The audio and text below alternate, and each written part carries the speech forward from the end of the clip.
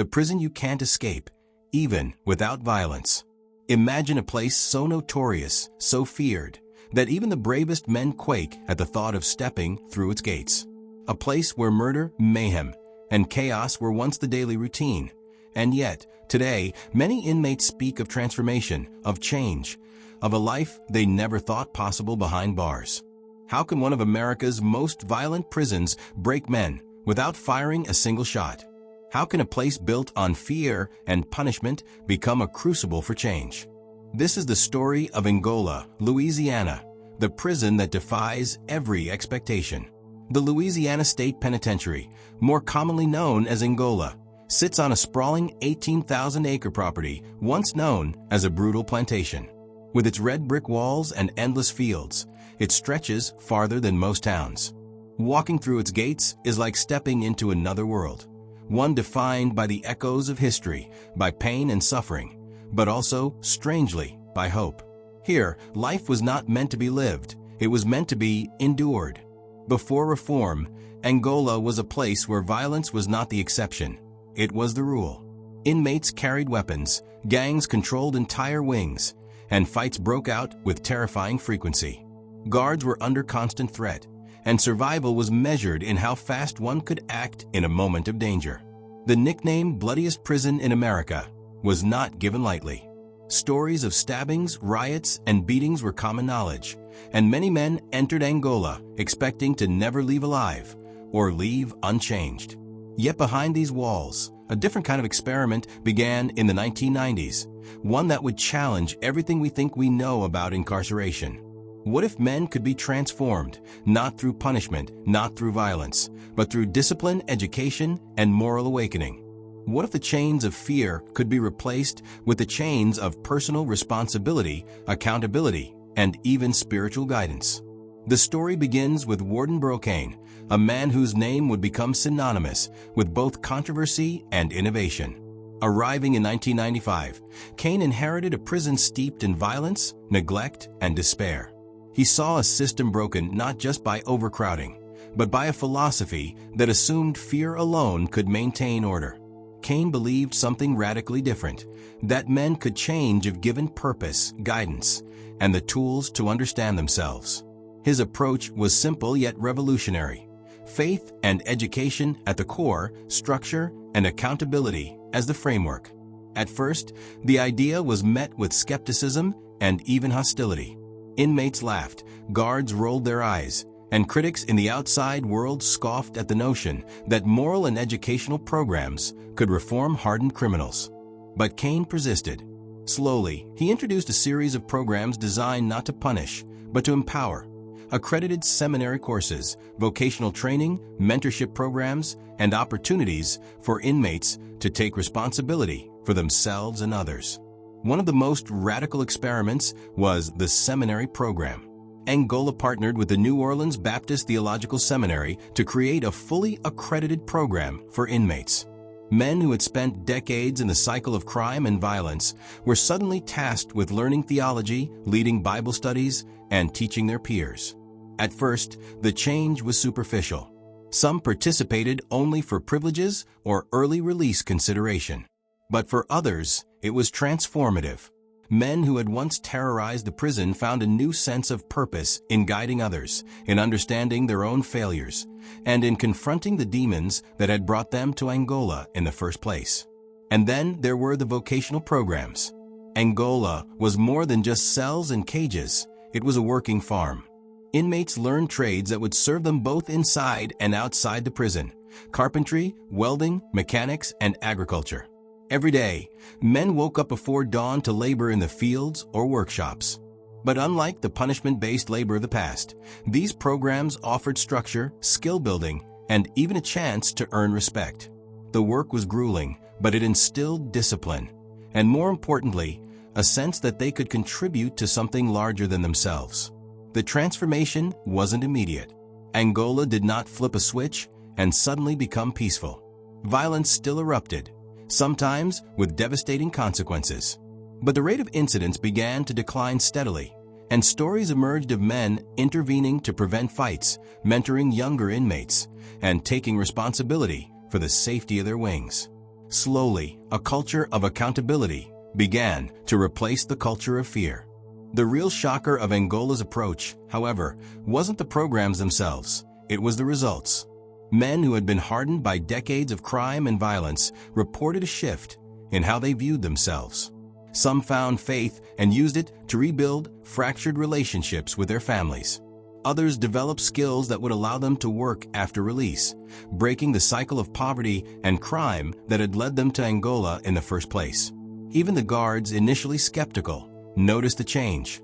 Many described interactions with inmates that were no longer driven purely by control, but by mutual respect. Discipline remained strict, yes, but it was now underpinned by a system that rewarded responsibility and personal growth. What emerged was an environment where violence became less frequent, not because men were afraid of punishment, but because they had learned the value of restraint and community.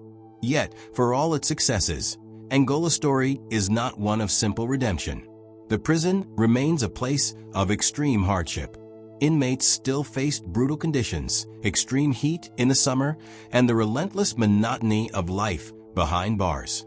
And while the programs have changed many lives, critics point out that the system still relies heavily on inmate labor, that some conditions echo the plantation's dark past, and that the question of whether true reform is possible on such a scale remains controversial. Even so, the experiment continues to fascinate and shock observers. Angola challenges the conventional narrative of incarceration, that fear and punishment alone maintain order. It suggests that men can indeed be broken in a different sense, not by violence, but by confronting their own weaknesses, learning discipline, and finding purpose. It's a story of contradiction, a violent past giving way to a surprising hope, a prison that terrifies yet transforms, a place where men who were once considered irredeemable learn to lead, teach, and guide others. The question remains for those who visit or study Angola. Can these programs truly change men, or are they just temporary reprieves from the brutal realities of prison life? And for those inside, the stakes are intensely personal. Change isn't easy, and failure has consequences. But for the first time in its notorious history, Angola presents a path forward, a path that does not rely on violence, coercion, or fear, but on the radical idea that men can reform themselves when given the opportunity, guidance, and tools to do so. By the end of this chapter, one thing is clear. Angola is not like any other prison in America.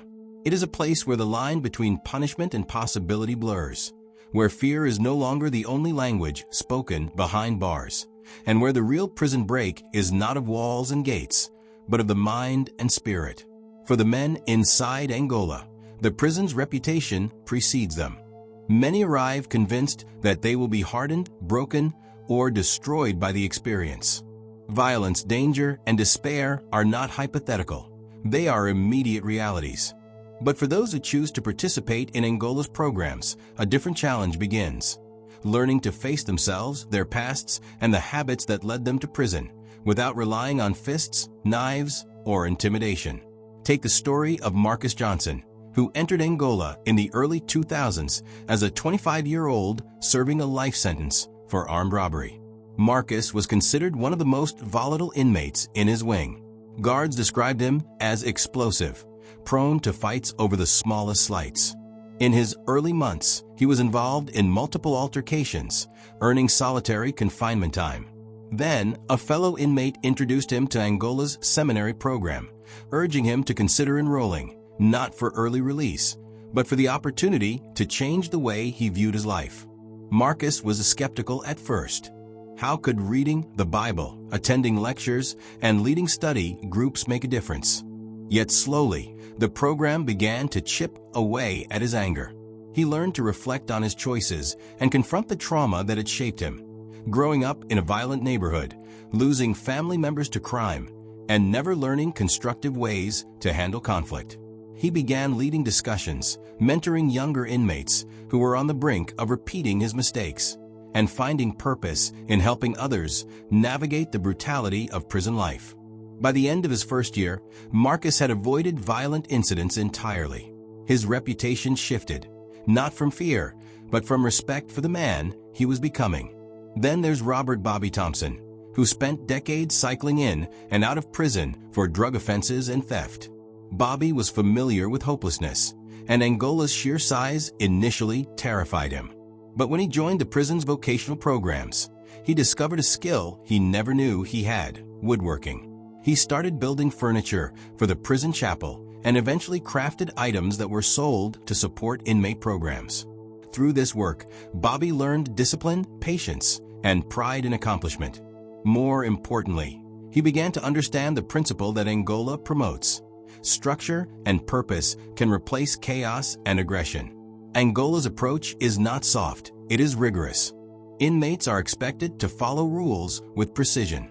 They rise early, work hard, and maintain accountability not only for themselves, but for their peers.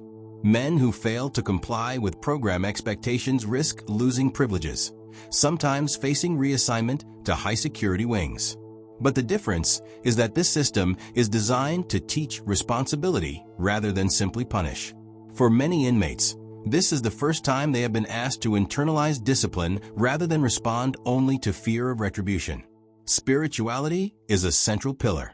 The seminary program has transformed countless men, not just in knowledge, but in character. Inmates who were once violent gang leaders have become peer mentors, helping younger men avoid the same mistakes. The act of teaching others creates a feedback loop. As they guide peers, they must confront their own flaws and remain accountable. This is where Angola's break without violence philosophy becomes clear. Change does not come from coercion. It comes from reflection, mentorship, and moral engagement. Consider David Ellis, serving a 50-year sentence for second-degree murder. He arrived at Angola with a reputation for unprovoked violence. During his first months, he avoided the seminary program, dismissing it as religious nonsense. But after witnessing a fight that left an inmate hospitalized, David reconsidered. He enrolled and quickly became engrossed in the moral lessons, debating ethics, justice, and personal responsibility with peers. Over the next 5 years, David not only avoided fights, but began leading workshops on conflict resolution for other inmates.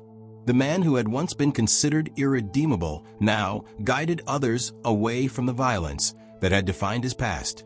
Vocational programs amplify this transformation. Angola's massive farm and workshops provide work that is physically demanding and mentally disciplined. Men like Bobby Thompson and others take pride in their craft, learning that achievement can replace aggression. Agriculture programs also teach patience, cooperation, and the value of sustained effort, qualities often missing in men raised in chaotic environments.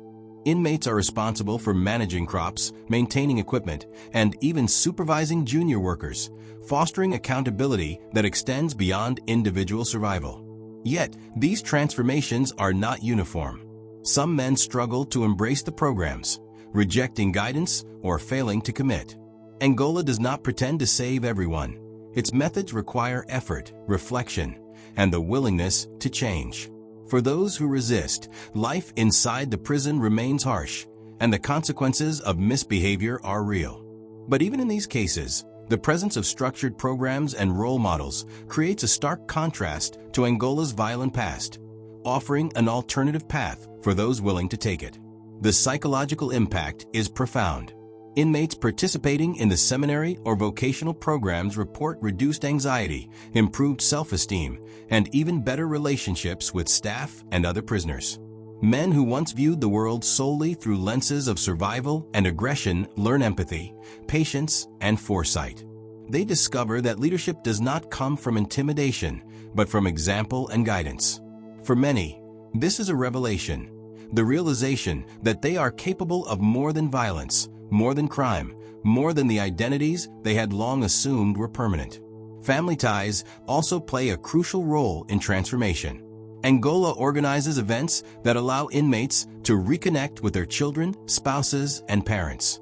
Father-daughter dances, supervised family visits, and educational programs involving families reinforce the notion that life inside prison can prepare men for life outside. These connections often provide motivation for inmates to continue programs and maintain discipline, giving their actions meaning beyond the walls of Angola. Even the Angola Prison rodeo, controversial yet culturally significant, contributes indirectly to these transformations. Inmates participate in events that require coordination, skill, and composure under pressure. Profits from the rodeo support educational and vocational initiatives, creating a tangible link between effort and reward. While the spectacle may seem purely entertainment, the lessons of patience, risk management, and cooperation are inseparable from the work it generates behind the scenes. The human stories are striking. Men who were once feared for violent outbursts are now mentors, teachers, and craftsmen. Marcus Johnson, David Ellis, and Bobby Thompson are not exceptions. They are examples of what Angola seeks to cultivate. Men who have faced their past, accepted responsibility, and learned to channel energy into constructive pursuits. These transformations are not easy or guaranteed, but for those who succeed, the results are life-altering. Yet the story is also tinged with caution. Angola's methods require constant oversight, commitment from leadership, and active participation from inmates. Without these elements, programs can falter, and critics continue to point out structural issues: overcrowding, extreme heat, and the persistence of labor. Conditions reminiscent of Angola's plantation origins. These challenges underscore that reform within a prison system is never absolute.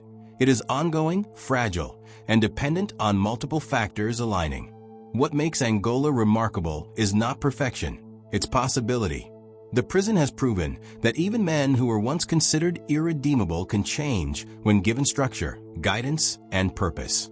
The transformation is not always fast and not always permanent, but it demonstrates that the environment and approach within a prison can profoundly influence outcomes. Angola does not promise redemption for all, but it offers a path for those willing to walk it. By the end of this chapter, the viewer sees a human landscape behind the walls, men confronting fear, regret, and anger, learning discipline, empathy, and skill, slowly reshaping themselves from the inside out.